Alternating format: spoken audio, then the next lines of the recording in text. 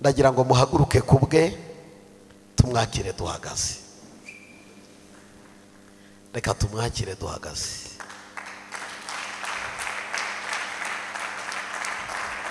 Turagukunda mukozi w'Imana. Imana iguha umugisha kubwo kwemera ubutumire ukaza. Turabashuje mu izina ry'umwami wacu Yesu Kristo. Umugisha w'Imana bane namwe.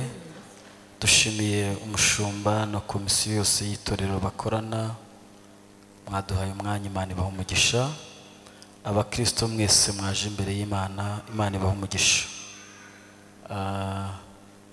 Hari ibintu bitatu njya nkunda kuvuga biboneka mu nzu y'Imana mbere y'ibindi byose. Nubwo utaza mu nzu y'Imana kubw'abashumba bahari, mu nzu y'Imana ikintu cya mbere kiboneka kurusha ahandi hose ni umugisha. Nta handi hantu na hamwe haba umugisha na hamwe ariko mu miryango, muri twa tuzi mubamo, muri bya bikorwa byindi bitandukanye haboneka amahirwe gusa. Mu kazi mukora, mu bikorwa bindi bitandukanye habaye amahirwe, ntago haba umugisha. Icyo ni ikindi cyigisho cyihariye. Ariko mu nzu y'Imana ikintu kihaboneka gusa kurusha ibindi ni ikintu cyitwa umugisha. Umugisha n'ahandi hantu ujya uva. Nushaka umugisha jya uza kuwushakira mu nzu y'Imana. Nushaka amahirwe jya usura inshuti n'imiryango n'abavandimwe n'ababyeyi bazakuraga kuba bafite. Ariko nushaka umugisha ni mu nzu y'Imana. Niho honyine ni cyo kintu cya mbere kiboneka mu nzu y'Imana. Cya kabiri kiboneka mu nzu y'Imana, nubwo waba ufite imiryango, umuyobozi uyoboye isi hariye, ndasinzi uko nabyita, umuperezida ukomeye ari we papa we cyangwa murumuna wawe, ariko mu nzu y'Imana ikintu kihaboneka kurusha ikindi ni umuryango. Umuryango nuburira umuryango mu nzu y'Imana uzamenye ko nta n'ahandi uzawukura, kuko mu nzu y'Imana niho ugera utagira ishusho ukahasanga ishusho. Mu nzu y'Imana niho hantu honyine ubona umuntu utarize na materineri na garidiyene yicarana na minisitiri bagasuhuzanya. Niho honyine. Mu nzu y'Imana haboneka umuryango.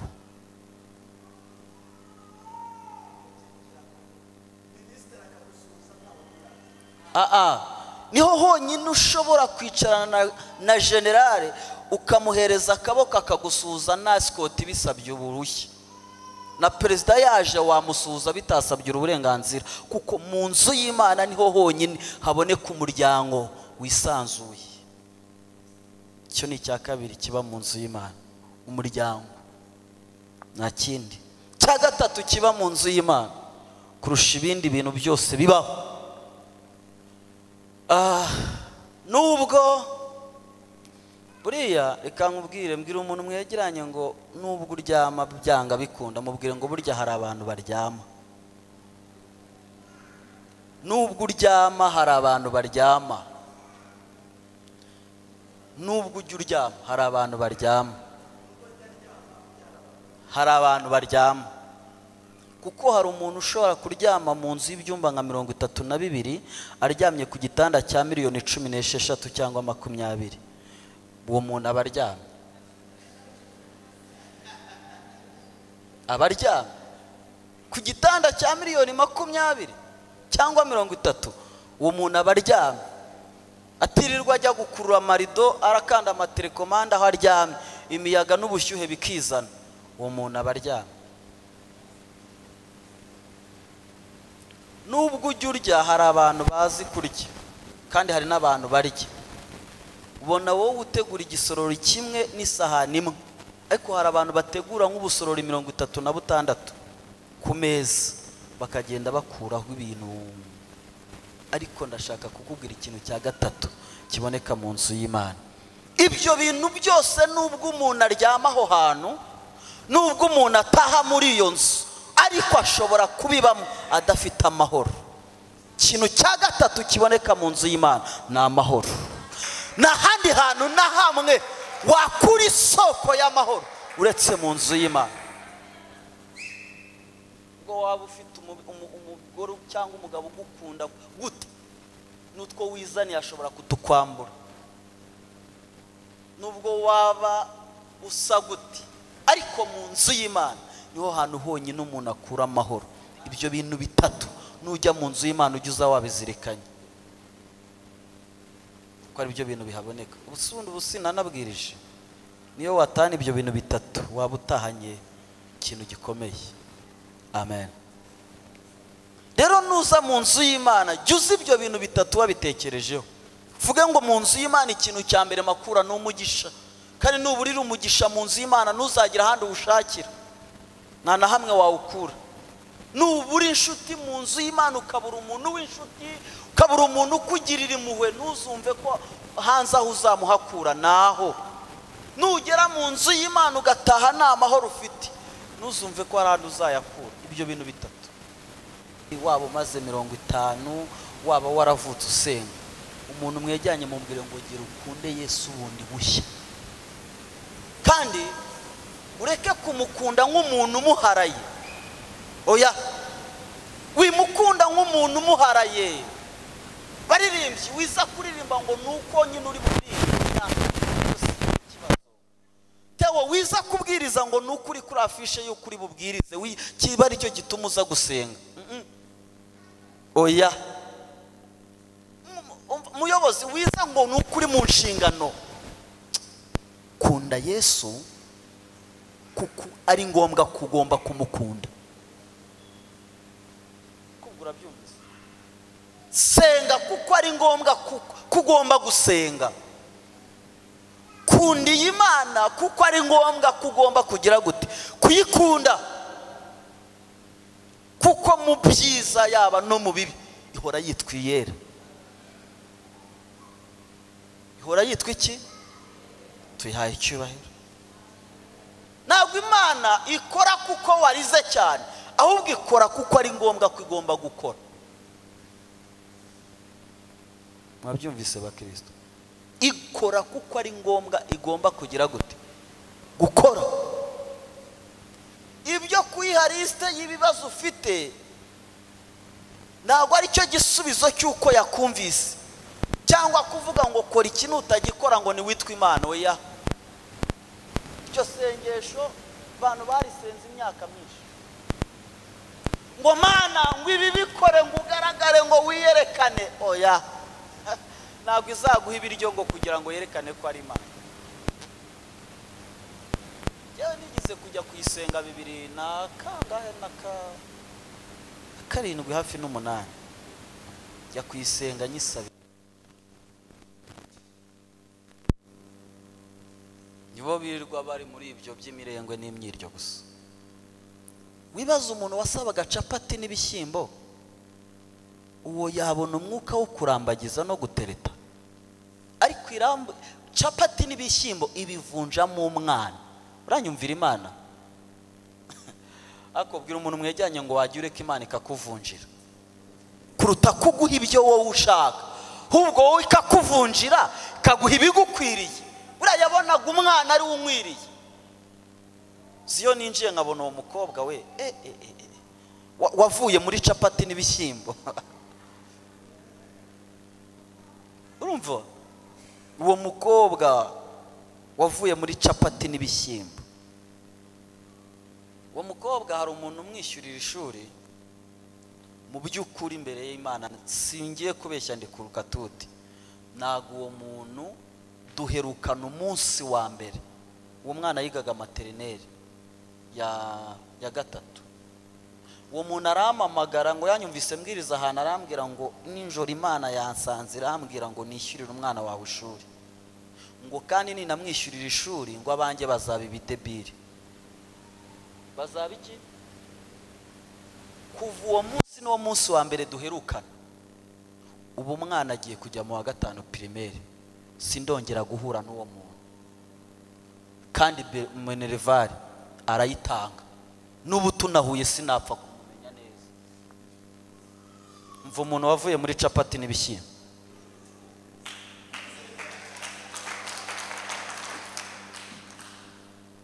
Capati n'ibishyimbo bya senkana, ngo kuvuga ubwo buhamya ngo ngo waryaga capati n'ibishyimbo warabisenge, umva umusaruro ubivuyemo.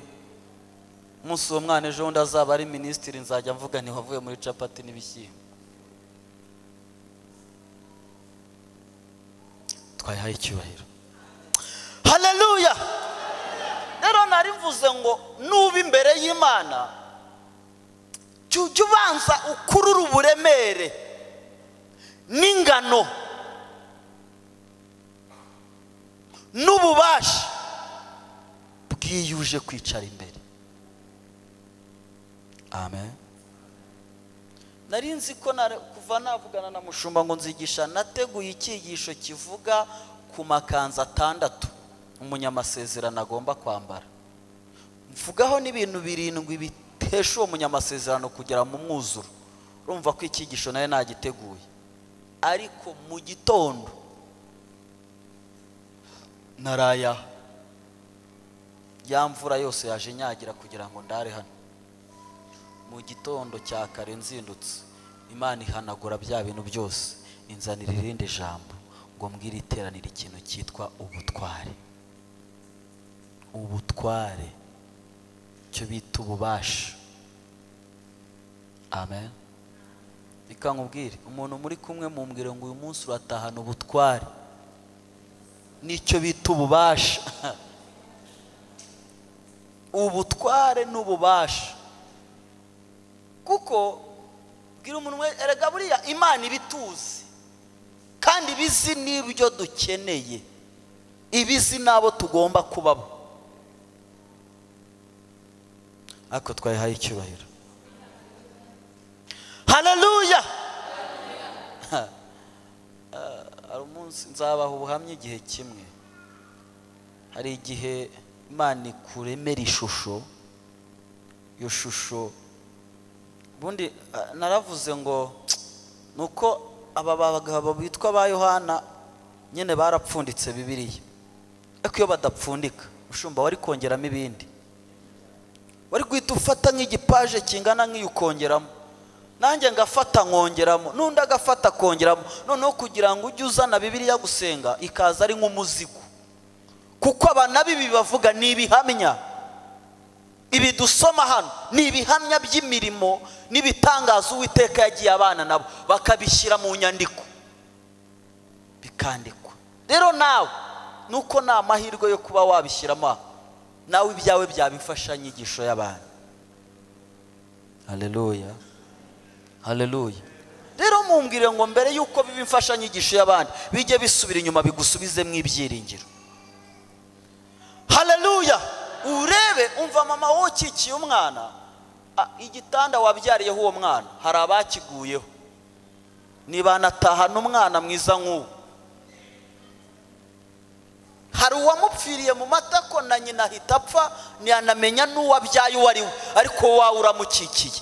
Ibyo ubwabyo byagusubiza amaso inyuma ukabona iyamukuye hariya. Haleluya. Itazatuma ananirwa kwiga no kubaho, kuko ishusho y'ibyo wavuyemo ni ishusho y'ibindi uzageramo. Naguterwa ubwoba. Amen. Wavuze ikintu cyo kubiba, reka nsoreze kuri aka kantu nsoma ijambo ry'Imana. Uriya umuntu iyo hari igihe abantu bavuga ibintu byo kubiba abandi bakabyumva mu bundi buryo. Kubiba, umuntu yanzaniye ino saha ayikuye mu gihugu cya Canada, arayinzanira. Kagasaha nubwo ari gato karimo $2 twinshi. Noneho ayinzaniye nyimaranye iminsi 9, umwuka arambwira ngo mbibi. Gerera iyo umwuka avuze ngo mbibi, niri kote bwo mpita ndikuramo nkari bibi, nago nari gumana. Ahasigaye nkaza kurwana n'intambara y'uburyo ndi kugezaho, niko mbayeho. Mpita nyikuramo, umwuka arambwira ati biba. Noneho undi mwuka ukakubwira ati ariko ba bantu mwivugishwa ngo ubuse ngo Imana wayitanga, use ko Yesu Imana yatanze Yesu.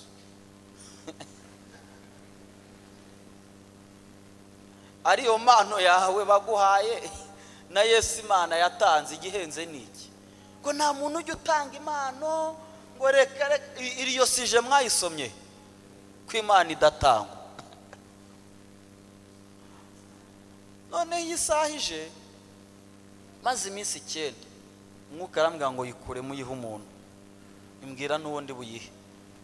nacyashya amajwi y'abazimu n'abazimukazi, kumbi ndimo gucyaha umwuka wera. Gucyaha ndacyaha nkayireba nayibaza iminsi 9 utari wanayirya marana n'icyumweru ku kaboko. Umwuka arangije birangira, mfata ya saha nyishyira wa muntu ndamubwanakira. Umuntu wayizanye yarakiri naho ataranagenda, bona nayo mfite tiya saha se ko mbona utayambaye wayibagenere reka nta niyo nyigira ubusinzi ni narayitanze. Ngo wayigize ute? Ngo warayigize ute? Ngo ariko ati bazo ziko burya najyaga nkubona nkabona uri tayari, ati ariko mise mbona ufite nk'ikibazo. Ati rasahuza agaciro igira, ati rasahuza umuntu wayohereje umuntu wari we, avuga amagambo nka 200. Dangije musubiza rya jambo Paulo yasubije babigishwa basubije babagabo igihe bababwiraga ngo bareke ibyo bintu bakora, barabasubiza ngo none twumvira abantu kuruta kumvira Imana. Ndamugane none numvire wowe kuruta kumvira Imana, ari wowe wazanye isaha n'abagize gute n'ibintu byose, mbaha agaciro kurusha Imana.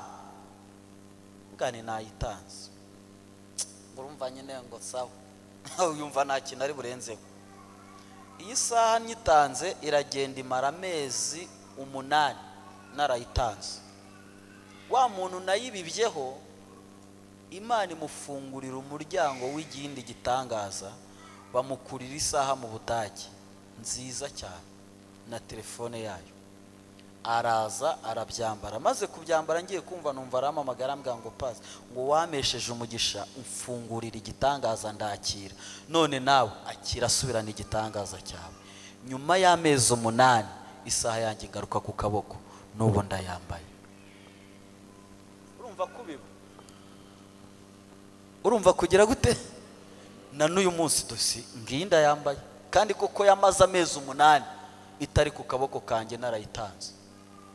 Nyuma y'amezi 8 iragaruka. Iyi kinari cyawe naho nukijya, naho kigira gute? Hari indirimbo tujya turimba ngo ibyo nunze nanjye ubwanjye, ariko data we, ako iyo turirimba ibintu bibari biturimo ngo nibyuwo mucunguzi. Bwira umuntu mwejyanye ngo umutungo ufite uhenze kurusha iyindi niyo myenda wambaye, niwo mutungo ufite uhenze kurusha iyindi niyo myenda wambaye. None si yo wasize mu rugo ubu ni yawe? Oya, ya myenda wasize muri garderobe no mu tubati no mu mamari ni yawe ugira ubu usanze hatagihari. Hahi umutungo ufite uhenze niyo myenda wambaye.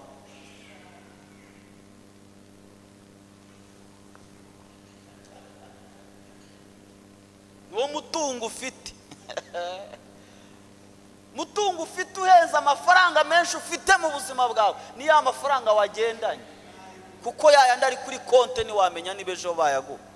Muri covid se ni wajyaga kubikuza bakakugenderayo baguha, none se ni yari ayawe se? Rero jya umenya kubyaza umutungo ufite uwo mwanya bari wowe witaho. Rero nyuma y'iyo myenda umutungo ufite uhenze kurusha indi ni wowe ubwawe, niwe mutungo munini uhenze. Bwira umuntu mwejyanye ngo buriya ndahenze rero, urahenze cyane bikomeye. Kare bakugura iki se? Bakugura iki? Bakugura iki? Ko bagura amamodoka bakagura amadege, kuva wabaho waremwa ukumva n'ibinyejana bitambuka wari wumva iduka rigura abantu? Wararyumvise? Wigize wumva uruganda rukora abantu?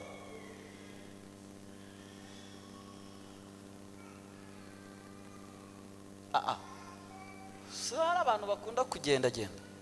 Mwigize mwumva uruganda rukora abantu ngo twakoze umuntu uruganda?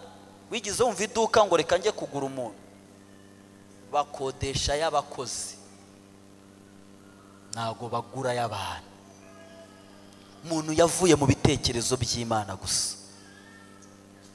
Haleluya, haleluya. Umuntu yakorewe mu ruganda rwitwa ibitekerezo by'Imana gusa, nta handi wakomoka, nta n'ahandi wava. N'iyi si utuyeho ntikagukanga, ntikaguhahamure. Iyi si ntago gengana nayo, iyi si gengana nayo. Bibiri ivuga ngo mbere y'uko isi n'ijuru biremwe, jyewe nari mu bitekerezo by'Imana, ahubwo ginzana kuri iyi si kugira ngo iyi si nyihe icyerekezo. Ntago jyewe naje ngo iyi si icyerekezo. Wapi? Gute se imicyerekezo gute? Kandi jye naraje kuyiha icyerekezo.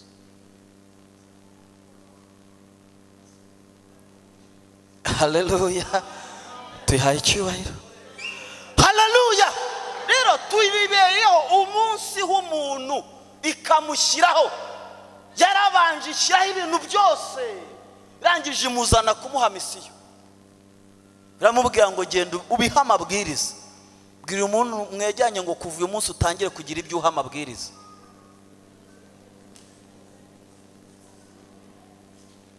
Ibintu byirirwa biguha amabwiriza gute kandi ari ufite ububasha? Turaba abantu bafite abakozi bo mu rugo hano mw'iri teraniro. Aha, ba mama nimusiga mubahaye amabwiriza y'ibyo bakora kubera ko mubayobora. None mumbarize ngo ku isi uyiyobora kutiguha amabwiriza. Hari ubwo umukozi araguha amabwiriza mama? Hari ubwo umukozi arakubwira ngo uyu munsi usasire umutware ibi n'ibi? Yari yabikubwira? Ahubwo se yanatinyuka no kumusasira. Ubwo yamusasiye menya ko agiye no kuharyama. Ariko iyi si twebwe ishaka kuduha amabwiriza, kandi ari twebwe tuyiha amabwiriza. Tuyihaye icyubahiro. Reka tubyumve neza mu ijambo ry'Imana. Reka dusome muri Yosuwa ibice 10. Hari indirimbo turirimba akantu gato cyane mama baririmbye. Buriya baririmbye ndabakunda. Baririmbye mutazajya mu ijuru na shitani ntizabemere, kuko sinzi bw'iyo muzajya. Abaririmbye batazajya mu ijuru na shitani ntizabemere, kuko sinzi iyo muzajya. Buriya nkunda baririmbye. Nuko kuririmba byarananiye, bagize bamamare buretse gato bigize bamamaretere anyirukana muri korali inshuro nka 72. Kubera iki? Bajyaga kurepeta nagiye mu ivuga butumwa, nkaza bagasanga nari burepete, bakanyima rimwe na rimwe nari muri icyo gihe nkabura y'imisanzu, nkabura. Ariko bora aba president mujye mwihanganira abo bantu, hari igihe baba bari mu kirere cyabo. None icyo nashakaga kuvuga ku baririmbyi, buriya mushumbiri ya ntebe yicayeho ako konyine, kwa Yesu dufite ubutware ndetse n'ubushobozi. Murekira ako kantu gusa.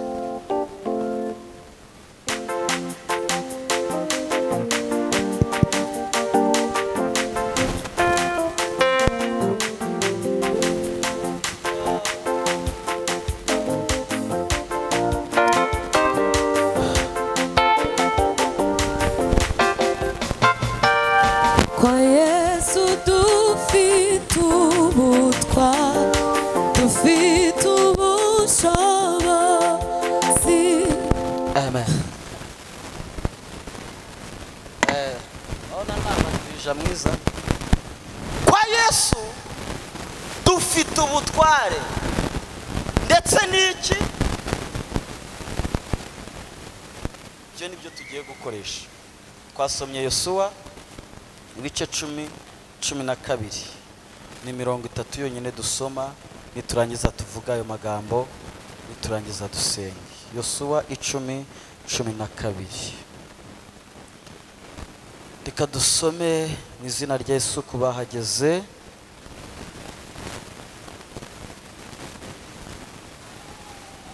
Haravuze ngo umunsi Uwiteka yagabijeho Abisiraheli Abamoni, Yosuwa abwirira Uwiteka imbere y'Abisiraheli ati, zuba hagarara kuri Gibeyoni, nawe kwezi hagarara mu gikombe cyo kuri Erayoni. izuba rihera ko rirahagarara n'ukwezi kugumaho kuri, bigezaho ubwo bwoko bwamariye guhora inzigo ababisha babo. Mbese icyo ni cyanditswe mu gitabo cya Shari. Izuba riguma mu ijuru hagati, ritinda kurenga, rimara umunsi wose, kandi nta munsi wahwanywe n'uwo muyawubanjirije cyangwa muyawukurikiye. Ubwo Uwiteka yumvaga umuntu, kuko Uwiteka ari we warwaniriye Abisiraheli. Yosuwa aherako atabarukana n'Abisiraheli bose mu rugerero rw'i Gilugali. Amen. Mwakire neza ijambo ry'Imana. Reka mvuge kuri aya magambo dusomye mu minota mike cyane. Uyu mugabo Yosuwa ni umugabo wasimbuye Mose mu nshingano cyangwa mu muhamagaro. Uyu Mose tuzi ukuntu Imana yamuhamagaye arimo aragira inama za sebukwe. Nakiriye umubyeyi wanjye hariya Mama Queen, ndamwakiriye. Reka Mama Queen azamura ibiganza, Imana imuhe umugisha, asuhuza iteraniro, Imana imuhe umugisha cyane. Uriya mubyeyi rero reka muvugeho mu masegonda make. Uriya mubyeyi niwe wandeze muri bwa buzima nari mfite inzara. Uriya niwe muri cya gihe najyaga nsengera capati na mukara, iyo nabaga nazibuze naziryaga kuri uriya mubyeyi. Yanunze imyaka myinshi. Uriya ni mama wanjye Imana yampaye, Imana imuhe umugisha. Mubonye mu iteraniro numva ndanezerewe. Nari mvuze ngo Mose Imana yaramuhamagaye, imuhamagara atari afite ishusho, imuhamagara atari afite icyerekezo, imuhamagara no mu kuvuka kwe. Nababwiye ngo mu nzu y'Imana nta kindi kintu kihaboneka, cya mbere ni umugisha. Buriya iyo umubyeyi yageze ku rwego areka impuhwe z'umwana, biba byageze kuri. Mose nyine impuhwe zararangiye, ngo amukubita mu kato, ajyana mu rufunzo, amuterekamo. Ntabwo yumvaga ko ingona zitari bumutanguranwa, ngo ariko amwima amaboko y'abashaka kumwica. Mose Imana imurindira mu rufunzo, ntiyapfiramo. Arazamuka nihute kuri Mose, arinda iyo agera kwa Farawo, uwari kumwica bari umurinda. Urumva inzira y'Imana? Wari kumwica bari ugira gute? Bari umurinda. Kumbe Imana yabonye ko kwa nyina wa Farawo atazabona za kigozi, avuga ati reka nkujyane kwa Farawo ujye unywa za kigozi, nurangiza unimenemo za yawurute, byibura uzazamuka umeze neza. Ubundi jya ureka Imana igushakira aho igutungira. Wirebera abantu mu marangamutima, oya, ahubwo reka Imana igutegurira aho ugomba kuba.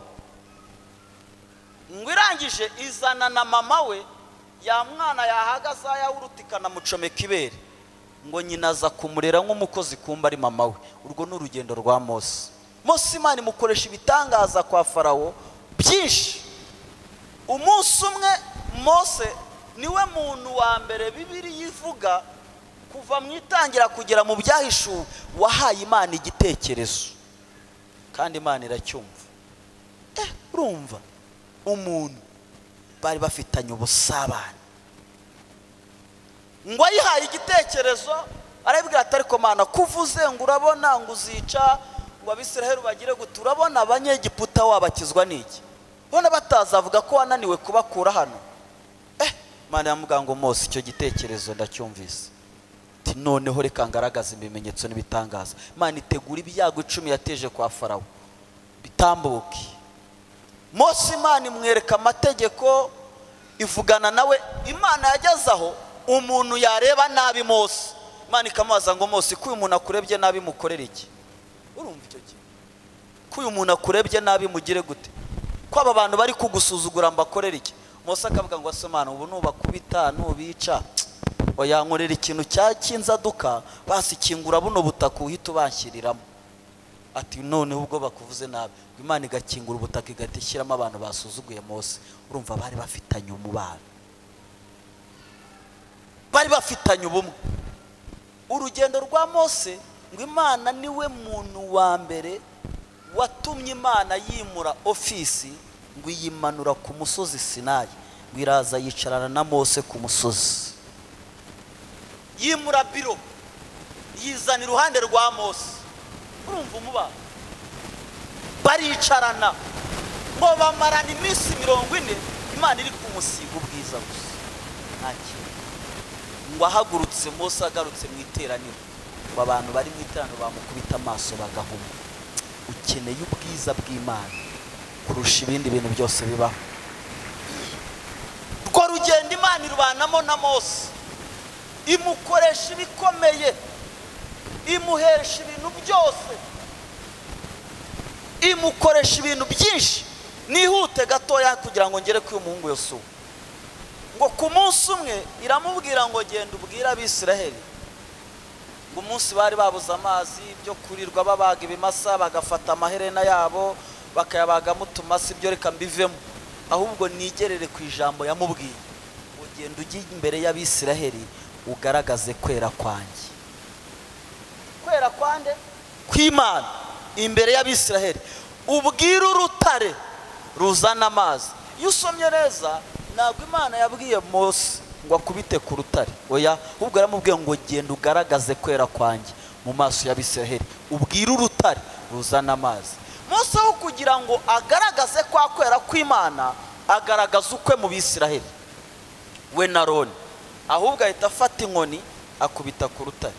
Imana yamubwira ngo kuko nagambiriye guha Abisiraheli amazi, ndayabaha bayanywa, ariko wowe gahunda yanjye nawe irangiriye aho.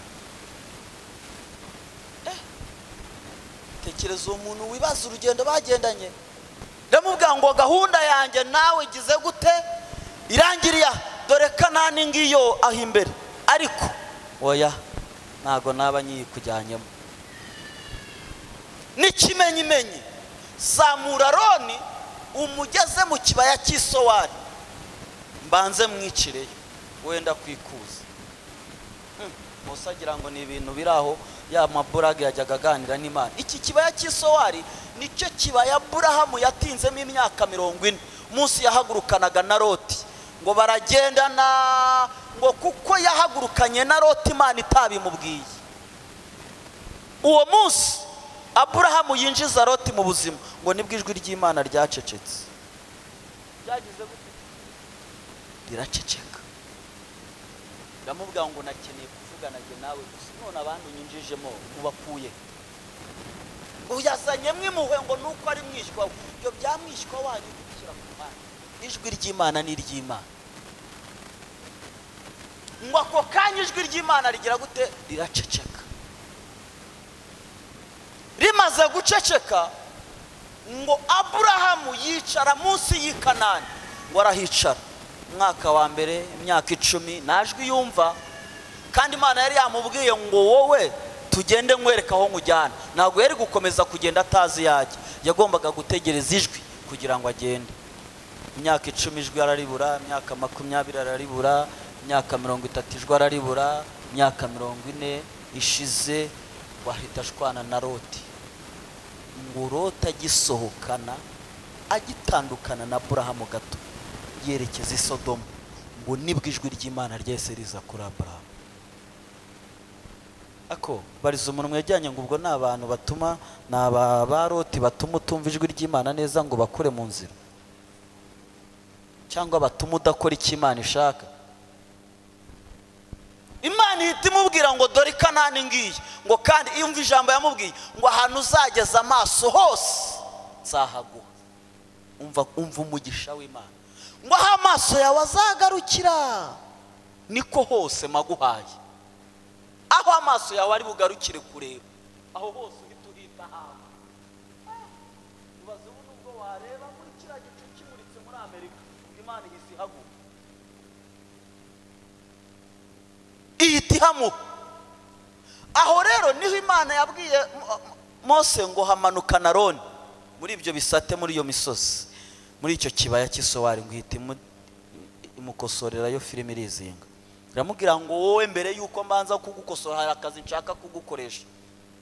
Genda ubanze ujye imbere ya rya teraniro ry'Abisiraheli, ufate wa muhungu witwaga Yosuwa, wowe ubwawe ugenda uhanure. Imbere y'Abisiraheli uhanure wowe Mose, ubabwire ngo uko nabanaga nawe niko nzabana na Yosuwa. Nurangiza hita umwimikisha amavuta, ahita asigara mu cyimbo cyawe, wowe uze tugende. Na n'ubu urugendo rwa Mose n'Imana sinzi aho rwasoreje, nta n'undi uzarukubwira kuko nawe warubonye, sijye wahera. Uyu Yosuwa rero niwe ngezeho, ngo ahita ajya mu nshingano z'umuhamagaro, atangira gukora umuhamagaro, akora umuhamagaro mu nshingano, agera kuri iri jambo dusomye ngo ahura n'ibitero bikomeye by'abanzi. Umva ijambo nshaka kukubwira, Yosuwa ahita ahagarara mu butware. Yosuwa niwe wakoze ikintu kuva isi n'ijuru byabaho atabanje kubaza, gusa icyo yakoze yarayimenyesheje, arayibwira ngo Mana ngiye, ni nk'amatangazo yayihaye. Yosuwa areba muri rya jambo mu butware no mu bushobozi, ngo arangije arayimenyesha. Hari ibintu ugomba kujya umenyesha Imana. Umva mushumba, arayimenyesha, arayibwira ngo Mana jyewe Yosuwa hari ikintu nshaka kukumenyesha kandi ukimenye, utaza kucyumva cyabaye ukibaza uwagikoze, utaza kucyumva kiriho ukibaza cyakozwe nande, ni jyewe Yosuwa ndashaka kubikumenyesha. Muri make ayiha amatangazo. Yosuwa niwe muntu wa mbere kuva isi n'ijuru byabaho wahaye Imana konje. Wahaye Imana ikira? Wahaye Imana iki? Konje. Yosuwa yahaye Imana konje, yinjira muri ofisi y'Imana, yinjira muri ministeri y'ijuru, atangayo konje, atangazayo konje, avuye hano mu isi. Umvira ubutware. Yinjira muri ministeri y'igihugu cy'ijuru. Yosuwa aravuga ngo ndatangaje kuri uyu munsi akazi kose karahagaze, ibizima bakuru n'ibiki n'abamarayika mwirirwa mutembera agenda mube muhagaze. Yosuwa nabahaye konje, ari hano ku isi kugira ngo abashe kugira ibintu yiyama ku buzima bwe. Bwira umuntu mwejyanye ngo hari ibintu ugomba kwiyama ku buzima bwawe. Haleluya! Hari ibintu ugomba kwiyama, hari abadayimoni ugomba kwiyama, hari abarozi ugomba kwiyama, hari agasuzuguro ugomba kwiyama, hari ibintu data we ugomba kwiyama. Yosuwa aravuga ngo aba bantu batazagira ngo ahari izuba niryo ryabamfashije, tereka mbanze ndibwire ndiha gahunda, hato batazanavuga ngo umwijima niwe wabamfashije, nabakubise batandeba. Ni mu mwijima, n'umwijima wigizayo. Ngo arangije ahagarara imbere y'Imana aravuga ngo umva zuba, jye Yosuwa ndagutegetse, nguhaye amatangazo, guma ku musozi wa Gibeyoni, hagararaho. Nawe kwezi guma mu gikombe cya Elayono, gumaho, nimutirimuke kugeza igende ubibabwirire. Ako kanya izuba ravuga ngo afande twabyumvise, ukwezi tutafande twabyumvise, nago turi burenga. Mu bantu bagerageje kwiga bakanacukumbura, kirazira kikaziririza kuva isi n'ijuru byabaho ibi bintu iyi mibumbe yaremwa n'igihagararo.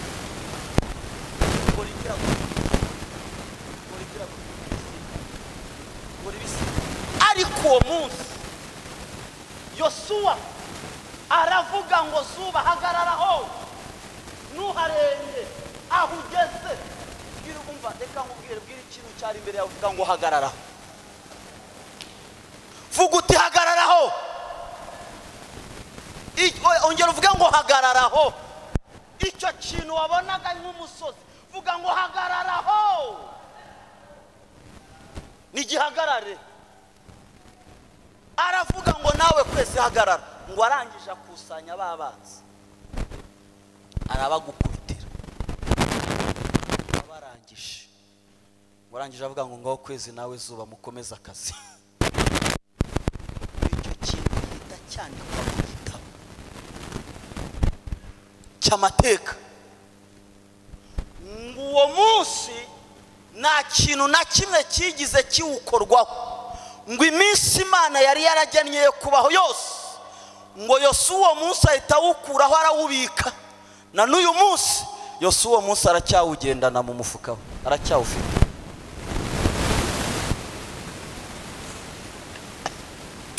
Haleluya! Na n'uyu munsi Yosuwa aracyawugendana. Uwo munsi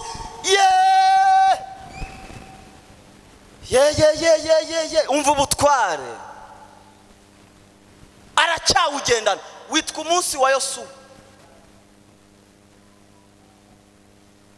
Abantu mukora n'abacukumbura nimukora na za kalendari, mukazakora n'izindi abanyabwenge bakazikora, hakazagira umuntu mbonera kalendari yasohotse mu kwezi kwa kabiri kujuje iminsi 30, uzaza unyereka iyo kalendari.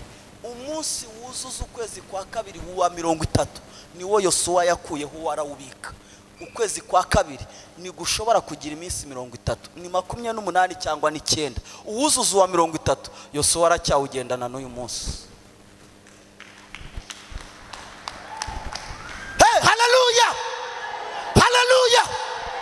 Data we, na n'uyu munsi aracyawugendana, aracyawubitse, narawurekura.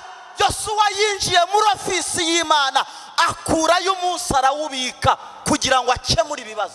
Umva ubutware.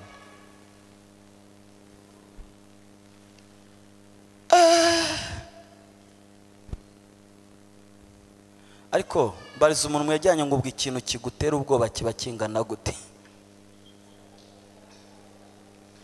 Giye gusenga. Ta ebosi fola ta ewa. Haleluya! Ikintu kigutera ubwoba gifite ngano ki? Gifite shusho ki? Gifite buremere ki? Utabwira ngo guma hakurya. Hari ibintu tugiye kubwira bihagarare. Bigira gute?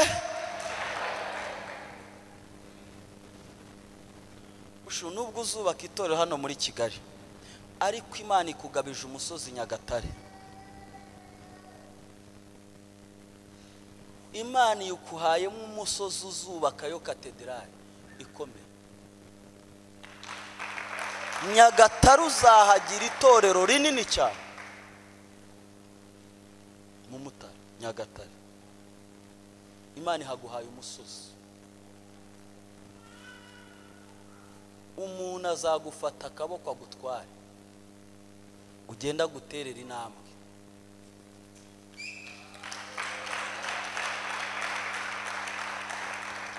Aguha umusozi.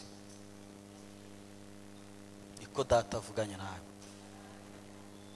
Kandi uwo musozi uzawubakamo urusengero runini, uzahagira itorero rinini cyane. Mu matorero ari hariya uzahagira itorero rikomeye. Rikomeye.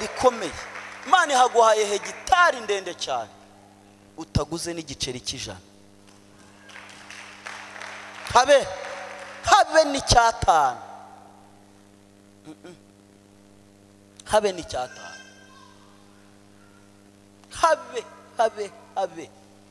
Umuntu azatera intambwe ageze ngo yakurgira iyo ndageze yongera agera hari akubwira ati ubu butaka muntu w'Imana ati ndabuguhaye uzabukoreshe mu murimo w'Imana. Avuga ati ndabuguhaye kuko Imana hari umuntu ikoze ku mutima. Uzamusengera arwaye indwara z'eshatu, Imana yiheshereze n'icyubahiro. Ahita ajya kugira ngo bukore umurimo w'Imana. Indwara ya mbere azakira ni kanseri, iya kabiri ni sida, iya gatatu ni diyabete. Azaba zifite zose uko ari eshatu, kanseri, sida na diyabete. Ntabwo ari ubutware bw'imbaraga z'amavuta, ahubwo ni ubutware bw'igitangaza Imana ishaka. haleluya. Mana yiheshereza icyubahiro kuri uwo muntu, asiga ahita agenda guha ubutaka. Ngaya makuru kuno yizewe, nuko buzaza, nuko buzaza. Giye kubona ingendo ebyiri, muzabe musigaye mukomeye ku murimo. Giye kubona urugendo rumwe rwo kujya muri Amerika, ruzava mujye mu Bubiligi. Zo ngendo ebyiri zizaza uhita wubaka fondasiyo y'umurimo, kuko ugiye guhura n'isezerano, ugiye guhura n'umugisha muri izo ngendo ebyiri, kandi uzazikorera rimwe. Uzava hamwe ujya ahandi, ntabwo uzagaruka. Uzagenda ujye muri kimwe uhita ujya ahandi, ugarukire rimwe, uzahita ujya kubaka fondasiyo y'umurimo. Kuko Imana igiye kuguha ikintu cyitwa fondasiyo y'umurimo ukomeye, y'umurimo ukomeye. Haleluya. Da BNS kota la BNY zere kota da before. Urakoze Mwuka Wera.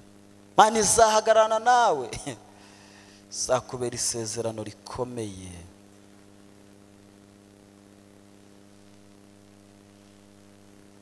Hari umunsi uzakora igiterane hano mu Rwanda kirimo abazungu, nushaka n'imibare uyandike, bagera kuri 70.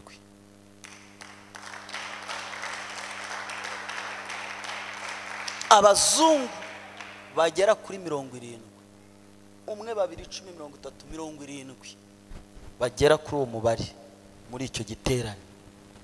Hari irindi zina Imana izayiteguha, hari izindi nshingano nyuma y'icyo giterane uzakoresha, hari izindi nshingano uzahita uhabwa, arizo zizakwemerera ububasha bw'inzozi zawe ziri imbere.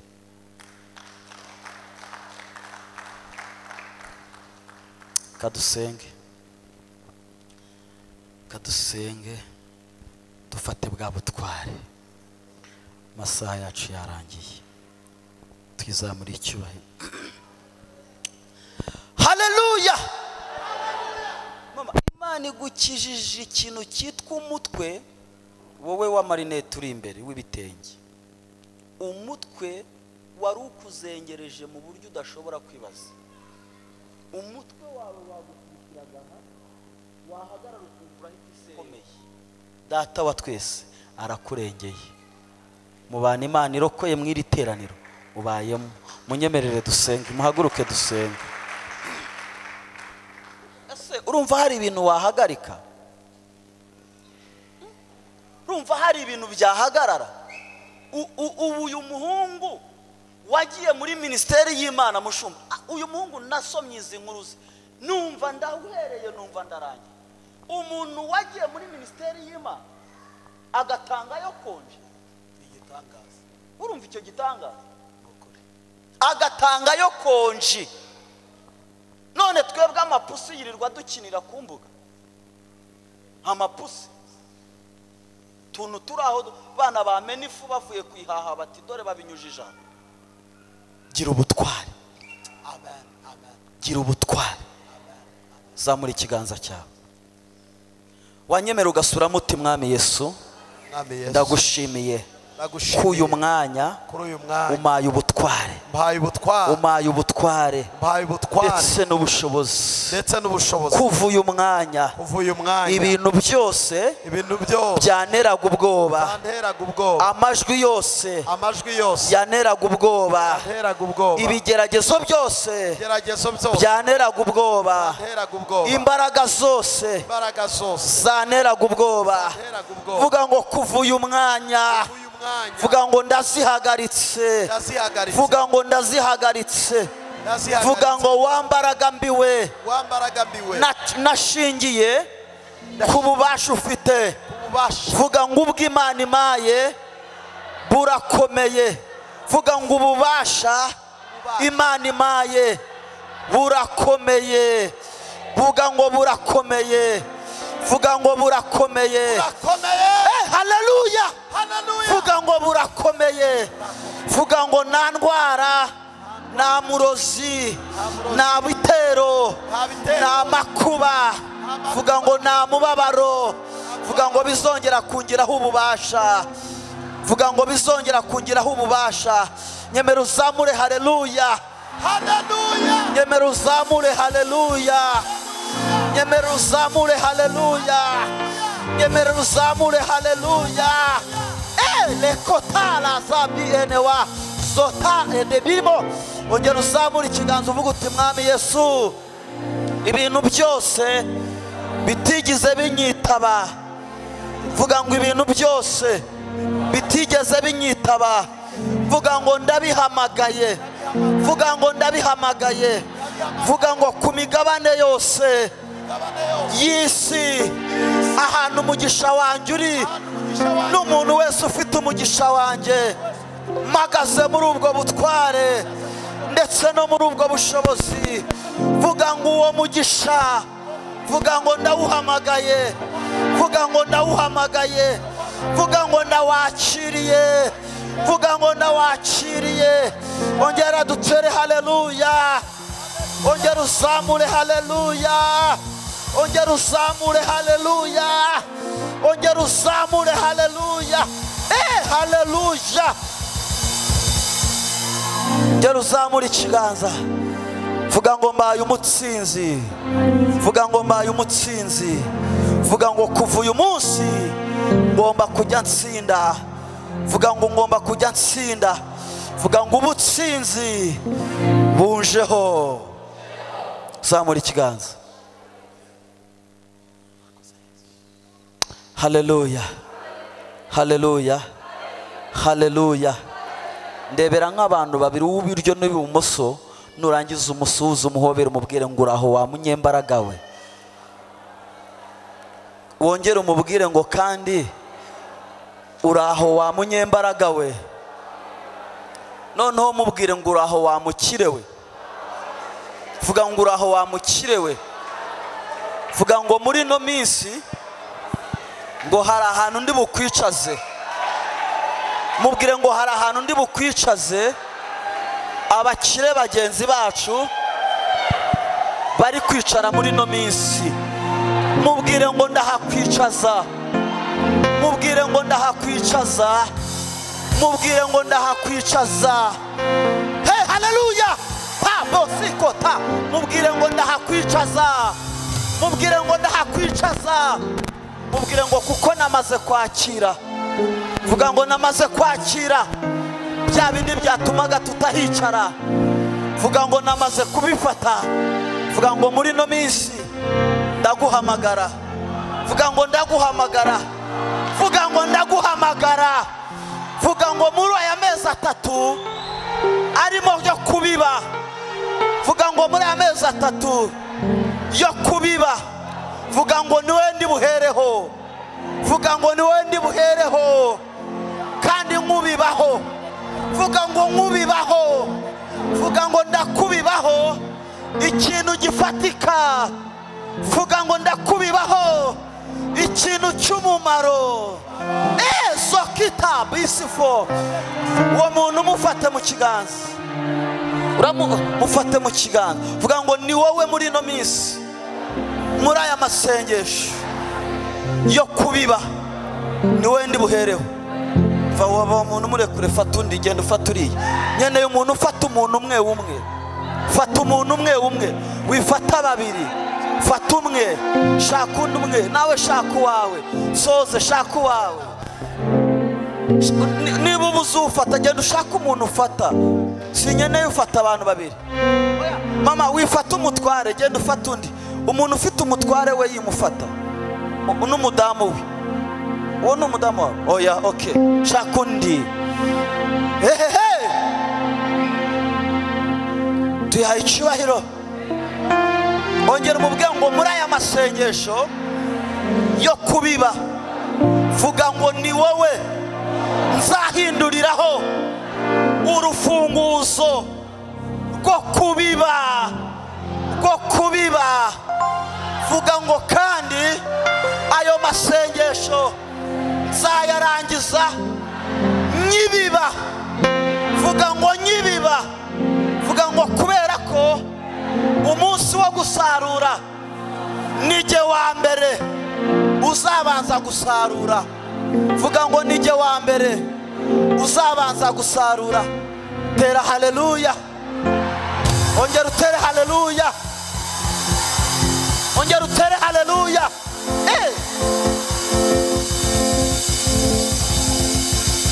Noneho uwo muntu rero mushumba ari amasengesho azatangira mu kwa kangahe? Kwa gatatu ejo bundi.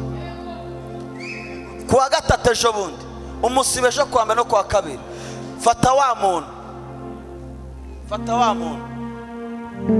Mubwire ngo kuwa gatatu nzaza niteguye kukubibaho. Vuga ngo ni wowe wa mbere nzahindura urufunguzo.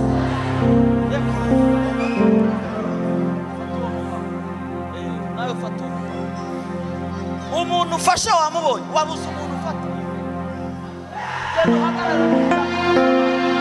Sanguriya mu cameraman. Babarira ibi bintu nubyumve nk'ibintu biraho. Oya, turi mu butware. Turi mu butware.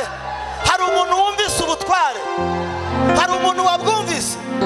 Vuga ngo kuwa gatatu ni wowe nzafunguriraho amasengesho yo kubiba. Vuga ngo nzakubibaho.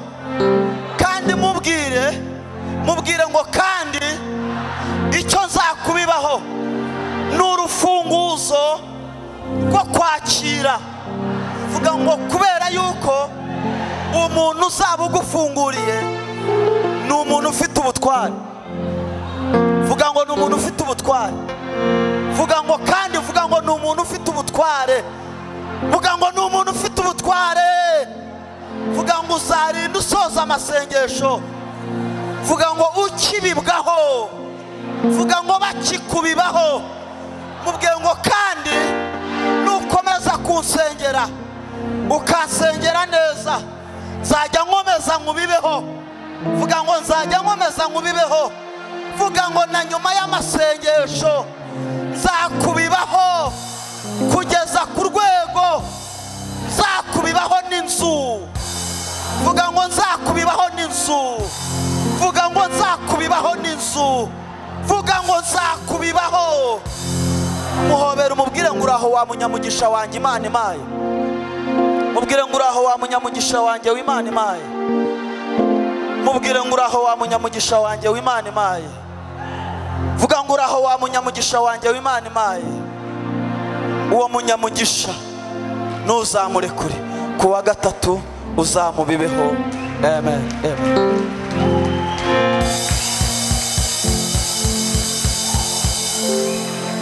Amasi kuwa gatatu ni gahunda. Kuwa kangahe? Ngewe rwose ndumva nishake nzasigare ndi njyenyine. Nta kintu nzasigarana, ariko ndashaka kubiba kuzarinda amezi yose mbibatu. Nabipanze kandi byanjemo, ubwo nabyemeye ndabikora. Kandi umutima wanjye ndabizi ko nzahabwa umugisha w'Imana. Namwe mubikore neza muzahabwa umugisha. Muhaguruke dusengere gutandukana. Naho kuwa gatatu babinginzi wabanditse ubandike na nimero zabo. Ejo dupanga uko turi buhure ejo nimugoroba. Dusengere tangire twingingira umurimo w'Imana. Ikadushimire Theoneste Pasteur tuganirije ijambo ry'Imana. Reka tumukomere amashyi menshi. Reka dushimire mwese abo twabanye. Imana ibahe umugisha. Muhaguruke ku maguru yanyu. Turagushimye Mwami Yesu. Tugushimiye ko duhaye umugisha. Tugushimira ijambo ry'ubutware n'ubushobozi twakiriye. Tugushimiye imvugo yawe kuri twe. Tugushimiye iby'imbaraga ukoze. Iyi mitima irakiriye. Iyi mitima irahumurijwe. Iyi mitima irakomejwe. Iyi mitima yuzuye ubwiza. Ndashima ku bwa bose. Ndashima ku bw'umuvugabutumwa wacu. Ndashima ku bw'ijambo asorejeho ryo kudusengera no guhinduka umugisha mu bandi. ndagushimira ko mwami tugiye kubikora neza, kandi turizera tudashidikanya ko byose bizasoza neza. Urakoze, bagiye kugenda ujyane nabo, Mwuka w'Imana baherekeze mu nzira, maze bagire ihumure mu nzira bacamo, ubarwanirire mu bibarwanya, tatanye ibibahagurukira mu izina rya Yesu. Uyu munsi umwanzi wabarwanyaga araguye, umwanzi wabarwanyaga arubamye, umwanzi wabateraga araguye, ararambaraye, arambarara ubutabyuka mu izina rya Yesu. Kandi guhera nona imbaraga yose yari ibashatse kubatera tuyiteye mbere yuko ibatera, tuyisenye mbere yuko ibasenya, tuyikubise hasi mbere yuko yabakubita hasi. Mana, umwuka wera w'Imana ajyane nabo muri byose. Urakoze kubikoze, tugukomeye amashyi tugushimira mu izina rya Yesu. Mutahane n'Imana, mwifurizanya amahoro y'Imana. Imana ijyane namwe.